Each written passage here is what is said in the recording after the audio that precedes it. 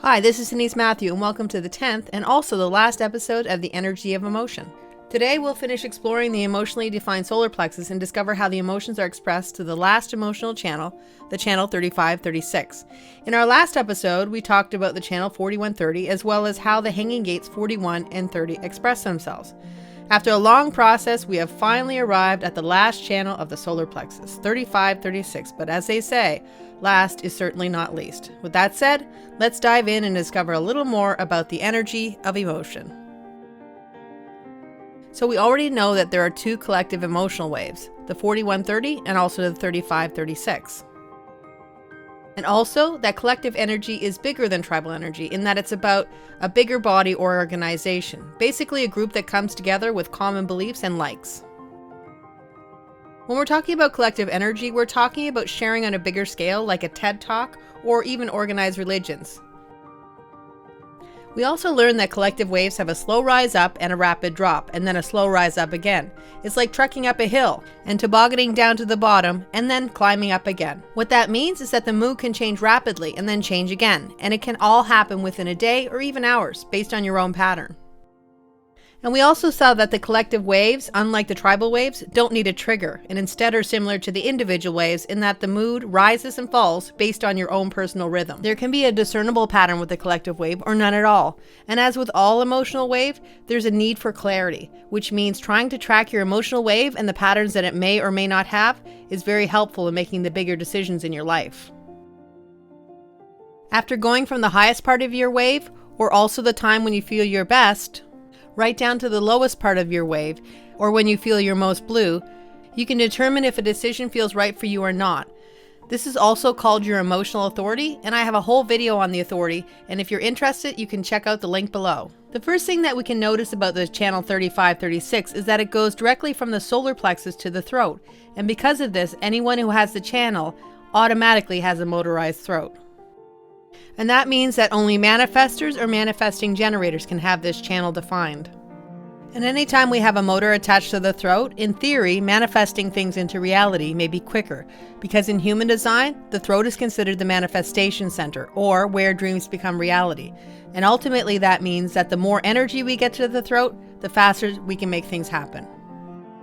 We can also say that having the solar plexus with direct access to the throat means that there's potential for someone to be able to talk about their emotions more readily.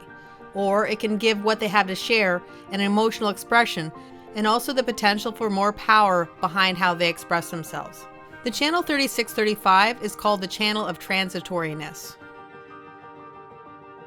By definition, transitory means not permanent or something that comes and goes. And we can definitely see potential for this kind of letting go and moving on to something else with this channel, and especially with the hanging gate 36. More about that later.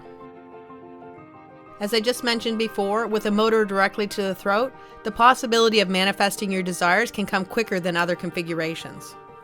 But by having that emotional energy directly to the throat, there's another golden rule. And that is that decisions are not meant to be made spontaneously, and that's where the trouble can come into the equation. Because by nature, when someone carries this energy, the potential for boredom can be astronomical, and that's where you go back to the transitory nature of this channel.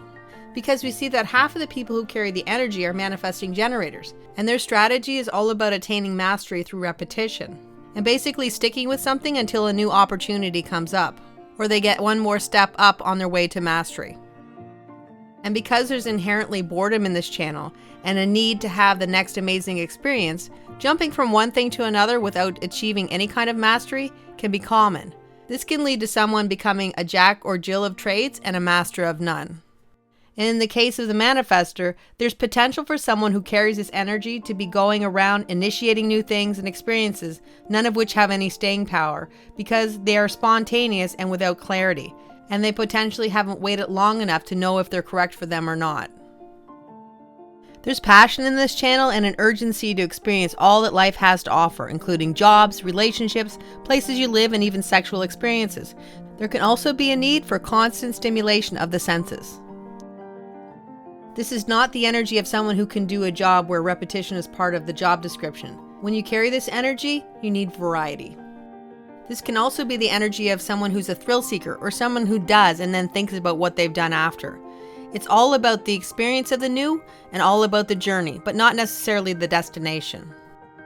And like with all emotional waves, decisions can be made when someone is on the high part of their wave or when the world feels amazing, only to be regretted when their mood dips. This is definitely a push me, pull me energy, where the gate 35 needs to be really stimulated and wants something worthwhile to do before leaping in, because there's a concept that they've been there and saw that already. Yet on the other side, there's the gate 36 that can be terrified of being bored and can want to jump ship whenever things get too predictable. And the question about who wins is always up in the air.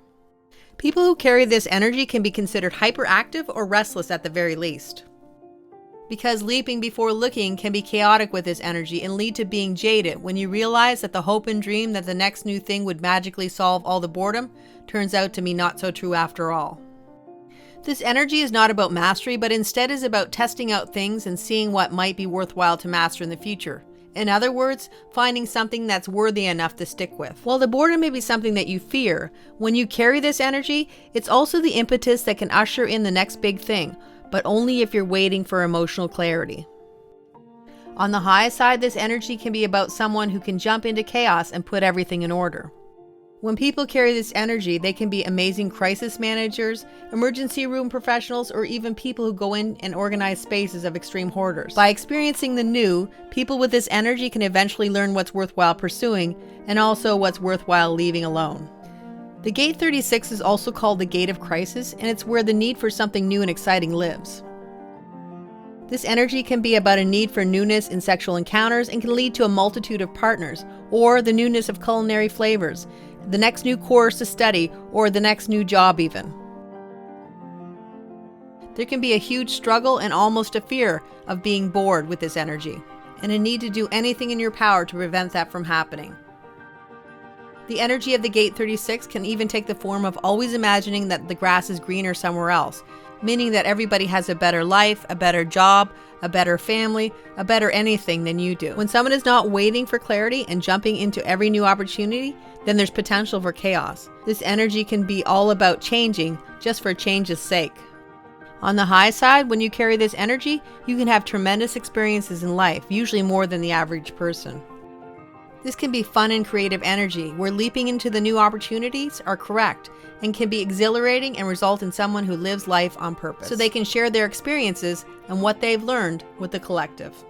The hanging gate 35 is also called the gate of change or progress. There's a tremendous amount of talent with this energy, in that there's usually not many things that they can't do. But with this talent can come a reticence that refuses to jump at every opportunity and instead waits for the right opportunity. This can be seen as a been there, done that kind of mentality that it can eventually leave somebody jaded about life. In its highest expression, this is someone who can discern or recognize the value of what's worthwhile doing, so they can take what they've learned to the next level of mastery, or they can share the experiences of what they've learned with the collective. When you carry this energy, you do it all so that you can tell the stories about how it's done, and that way others can learn from your experiences. Well, that's all I have for today, and I hope you enjoyed the series. From my perspective, I've been studying human design for about 5 years, and even though I've had a good handle on the body graph, putting the series together has really allowed me to see much more about human design and also how the solar plexus really works. Human design really is a gift that keeps on giving, and it's only made me want to share the system with more people because I know how life-changing it can be to learn more about yourself. And seeing all the emotional energy in its entirety only reinforced that idea that the more we know ourselves, the easier life gets. Thanks so much for being here. It's been a ride. And please stay tuned because I have lots more to talk about. And as we close 2019, it's with gratitude that I thank everyone who's been part of this journey. Thank you for your likes, your comments, and just being you. Your input is always appreciated and never taken for granted. Thanks so much, and I'll see you soon.